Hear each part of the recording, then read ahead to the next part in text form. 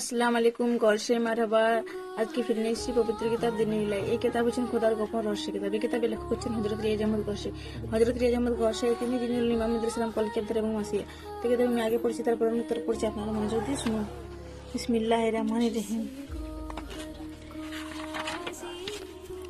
অনেক জিহ্বা দিয়ে খোদাকে স্মরণ করে, কিন্তু মাত্র কয়েকজন জানে হৃদয় দিয়ে খোদাকে স্মরণ করার কষ্ট, এবং কেবলমাত্র খোদার প্রেমিকগণে হৃদয় দিয়ে তাকে স্মরণ করে। জিহ্বাধারীগণ এই অনুগ্রহের কথা জানেই না।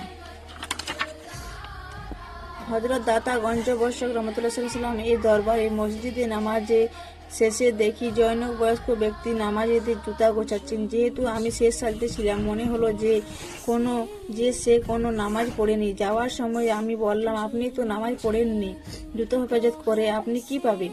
তিনি জবাব দিলেন, সারা জীবন নামাজ পড়িনি, এখন বৃদ্ধ বয়সে নামাজ পড়ে কি মুক্তির আশা করব? শুধু একটি আশায় আছি, এত লোকের মধ্যে কোনো একজন তো রবের দোস্ত হবেন। হতে পারে এই কাজের দ্বারাই প্রভু অথবা বন্ধু সন্তুষ্ট হয়ে যাবেন। আমি বললাম, নামাজের চেয়ে উত্তম কোনো কাজ নেই। তিনি বললেন, প্রভুর বন্ধুর চেয়ে শ্রেষ্ঠ কিছু নেই। যদি তাকে সন্তুষ্ট করা যায়। তিনি বছর সাধনা করার পর হুজুর পাক সাল্লাল্লাহু আলাইহি সাল্লাম আধ্যাত্মিক সম্মেলন দেখলাম। সে ব্যক্তি হুজুর পাক সাল্লাল্লাহু আলাইহি সাল্লাম চরণে ছিল। অতঃপর আমি এই শ্লোক স্মরণ করলাম, গুনাহগার পৌঁছে পাক দরবারে, ইবাদতকারী ও পুণ্যবান কেবল তাকিয়ে দেখি। বাকি নুক্তাটা কালকে পড়ে শোনাবো। আপনারা যদি কিতাব দিন পড়তে চান তাহলে চলে আসুন ইউটিউব আলট্রা টিভি, পড়ুন এবং পরীক্ষা করে দেখুন।